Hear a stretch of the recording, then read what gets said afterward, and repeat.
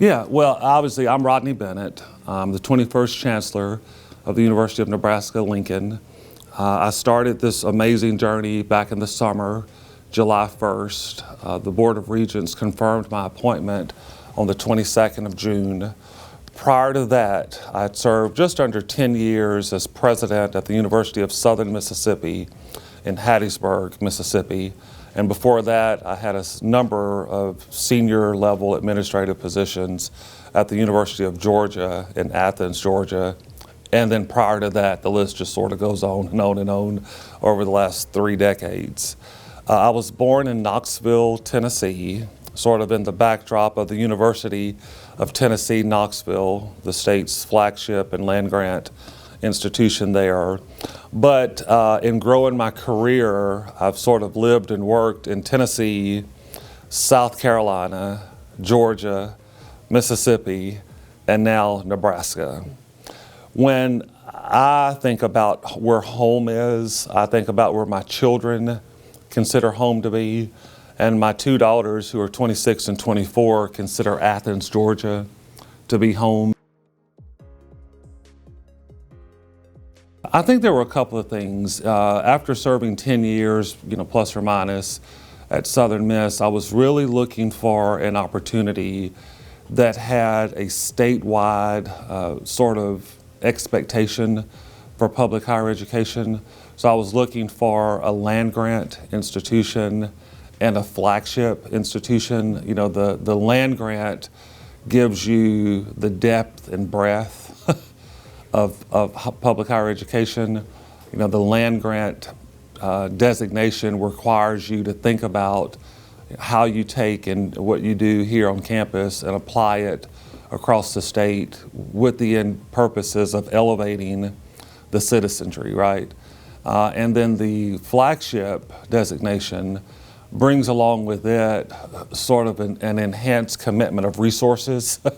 Most flagship universities are well funded and well supported from the legislature, from the federal delegation in Washington, from alumni, from friends of the university. And I realize and appreciate that there are lots of other schools who are not flagships who also are well funded. Mm-hmm. I'm not dismissing that fact. But I'm just saying, if you think about flagships across the country, they normally have those components to them. So I was really looking for a place that had both of those, that was land-grant and flagship. And there are so few institutions across the country who have both those designations. So when you start to think about that's what you want, the pool becomes very narrow in terms of where those exist. So luckily for me, at the time that I was looking to transition, the University of Nebraska-Lincoln was looking for a new chancellor. And so I thought, I know a guy. And thankfully it worked out in my favor. We greet you when you're 18 years old, and hopefully at 22 years old when you walk across the stage with your actual diploma in hand, because Nebraska is one of the few institutions that on commencement day actually gives you your diploma as you come across the stage. I mean, I think that's so cool and so unique.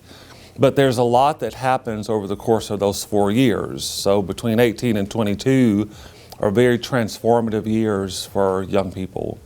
And so making sure that during that 4-year transition that we're putting things in place that allow you to be excellent and to demonstrate excellence and to grow and be confident in who you are, and that prepare you to be job ready on day one. So I think first and foremost, really getting our arms around the budget and the budget priorities and being very transparent with our community related to budget and budgetary decisions. So that would be number one.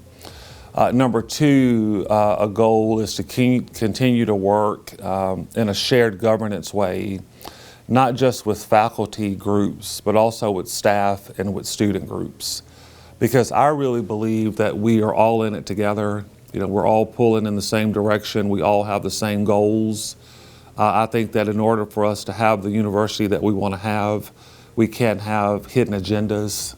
We all have to be honest with, what we bring to the table, what our motives are, what the priorities are, and then figure out how to work together. So I think shared governance in the broadest sense is really important and a real goal of mine. I think we have to ask ourselves some really important questions around enrollment. What size institution do we need to be? What feels good for us in terms of student population, both undergraduates and graduate level? What is the infrastructure able to handle? What impact would growing to some large number have on the availability of courses, the sections of courses, how large those classes would be? So I think really having an honest discussion about enrollment and what enrollment looks like would really be important for us.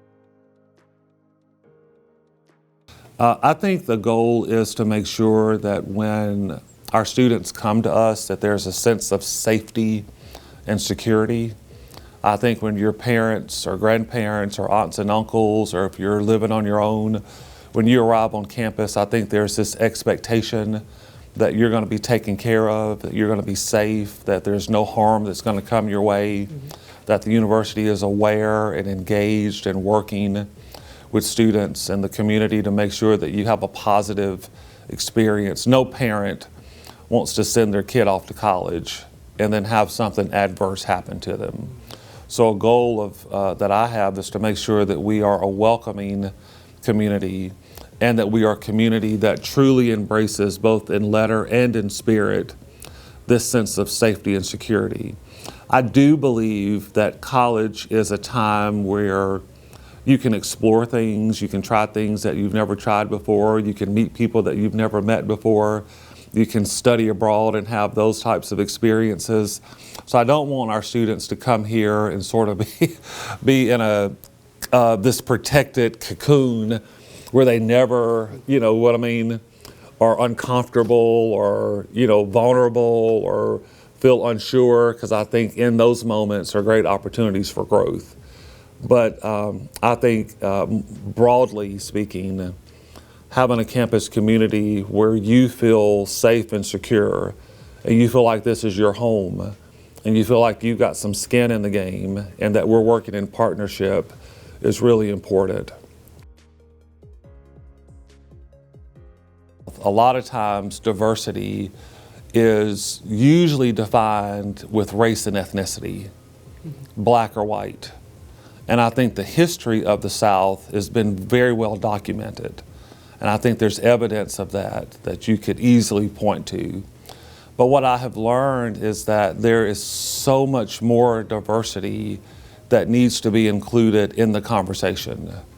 And part of what my work here includes is thinking about all the voices and all the experiences of our students, our faculty and staff that have all come together at this place, and how do we include those people in the conversation. I'll give you an example.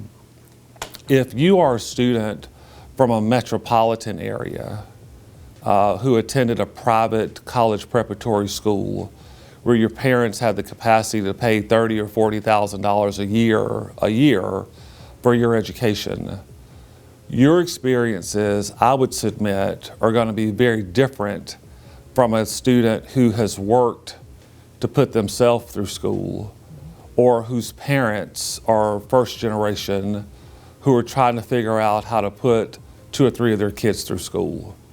And so the diversity of experiences, the diversity of economics, the diversity of thought processes, the diversity of expectation of what a college experience should be and look like and how it prepares you for the rest of your life are very important to me. And so I want to expand the conversation from just thinking about race and ethnicity when we think about diversity, but thinking about the experiences that people have. What I have learned in 90 plus days of being here is that there are a good number of people from greater Nebraska who are not choosing to come to UNL because they don't see themselves here. They don't see the ways in which UNL is reflective of where they're from, what their experiences have been, and what their interests are. And I think that that's an important conversation for us to have. We ought to be concerned about that. We ought to be concerned that as the state's flagship and land-grant institution, that every person should see themselves and their experiences reflected at our university. I think that's really simple and easy. I think my colleagues here would join me in saying this. It's you all. I mean, it's amazing the environment that you're in when you're around 18 to 22-year-olds every day, and just the aspiration and the hope and the we can get this done and the excitement and the passion. And so every year, I think I have a new group of students that are coming with great ideas, and I get to be a part of shaping that. And I think that's what keeps me going.